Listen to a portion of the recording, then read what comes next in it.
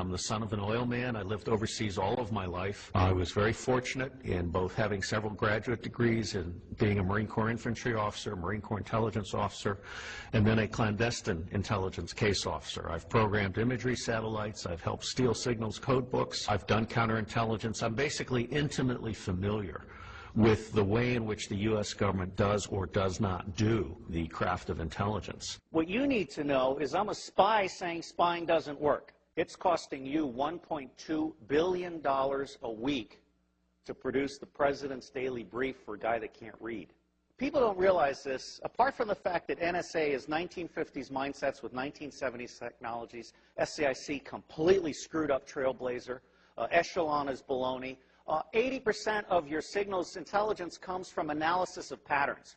So you don't need to violate privacy. All you need to know is that Schmuckhead is calling Afghanistan once a week. General Shinseki knew exactly what was needed to make Iraq go right, and Paul Wolfowitz lied to Congress and said they'll receive us like liberators and stuff. If I had been General Shinseki, I would have grabbed Wolfowitz by the neck and thrown him down the steps of Capitol Hill. You don't let people lie like that. It's unprofessional to confuse loyalty with integrity, and we have had a failure of generalship in America. Our generals have been too eager to keep their stars and not eager enough to think for themselves and uphold the Constitution. Smedley Butler, the highest decorated Marine, said, war is a racket. War is a racket. War is a racket, and the only reason it's happening is because the American public is lethargic. Blog that. You are the Paul Reveres and Patrick Henrys of our generation. Bottom-up horizontal connection is key. Sharing at all levels, not top-down control. Public intelligence and influence is about to take off. We are about to bury rule by secrecy. Civil affairs is the focal point. The intelligence guys need to go back in their box. Bloggers, not informants, are key. The FBI is about to try and hire 2,000 informants in a Soviet police-style approach to security. That's idiocy. If you bloggers self-organize and attach yourself like leeches to specific issues, corporations, organizations, challenges, whatever, you will be the intelligence Minutemen of this century. The power is in your hands. There aren't enough guns to kill us all, and Halliburton can't build the jails fast enough to keep us down. Bloggers, as Linux is organized, where you grab onto an issue or something and you are part of a structured citizen journalism blogging thing that lets no evil doing go unnoticed, that rules. So I think we're at a turning point. I think we're at the very beginning of a historic tidal shift in power, restoring the Constitution. I don't know how many of you are following this, but the Comptroller General has told Congress the United States of America is insolvent. We're out of Schlitz. We literally have no money to make it to the next decade. Now, there's some very easy solutions.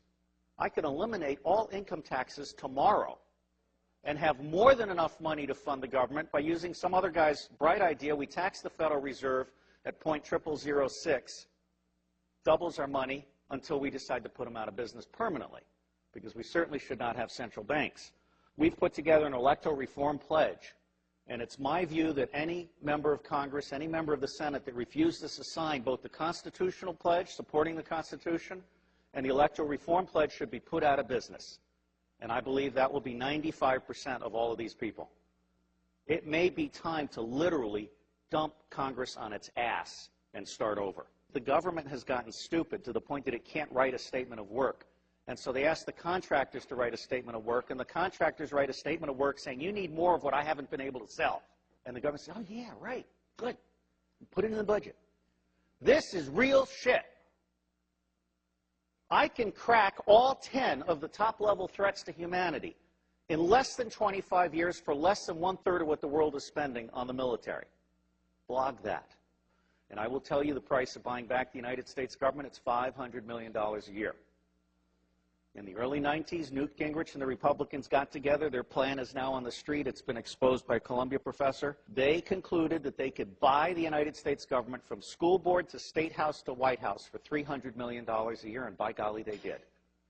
And every single member of Congress is impeachable for having abdicated their Article I responsibilities under the Constitution and serving as foot soldiers for the president and his mendacious vice president.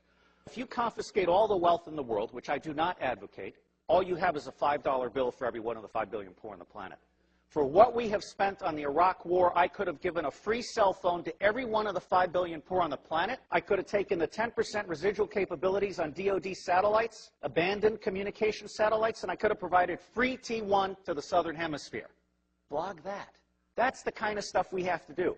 Because if we don't do that, those 5 billion people, instead of producing wealth that stabilizes the earth, are going to produce plagues, epidemics, criminal gangs, drugged up people. Ralph Peters, a friend of mine, and the bottom line here is the only path to wine, women, and wealth for badasses anywhere on the planet that have no money is guns. And what's happening here is we're at the very beginning. We're just starting to come out of our little eggshell. When the industrial era began, it broke the connection between kinship and trust. And it started treating people as commodities. And then we lost sight of our government and we allowed the corporations to buy the government. The United States of America no longer represents we the people. But you can change that. The reason it's not working today is because we have a military-industrial complex that profits from secrecy and war, and it does not profit from efficiency and peace. Blog that. The bottom line here is that central banking is an evil cancer. These people are selling us credit they don't have so they can take profits they don't deserve out of our pockets. That's nuts. The United States government is constitutionally chartered to print money on the good faith and credit of all of us and not pay interest. Why are we being such fools? Well, unfortunately, if you fight them, you get assassinated. Lincoln and Kennedy were both about to print money and not borrow from the banks. I can't connect those two dots, but I can tell you they're side by side. But the reality is the federal government is broken in every possible way. And it's going to be localized, bottom-up resilience networks. They're going to save us. That's where you guys come in. Our educational system stinks. It beats the creativity out of kids by the time they're in the 4th grade. It forces you to become a blogger or hacker in order to become creative. So you guys are the lifeboat. We've gone from America the Beautiful to America the Shit. Now, I believe we need to start blogging retrospective impeachments. I'm not saying we need to hang them or tar them or feather them, just out them. I think it's time for citizen investigative journalism to go deep and go back and go current. And people need to understand they can't get away with this stuff. There is absolutely no lack of solution, and there is also no lack of money.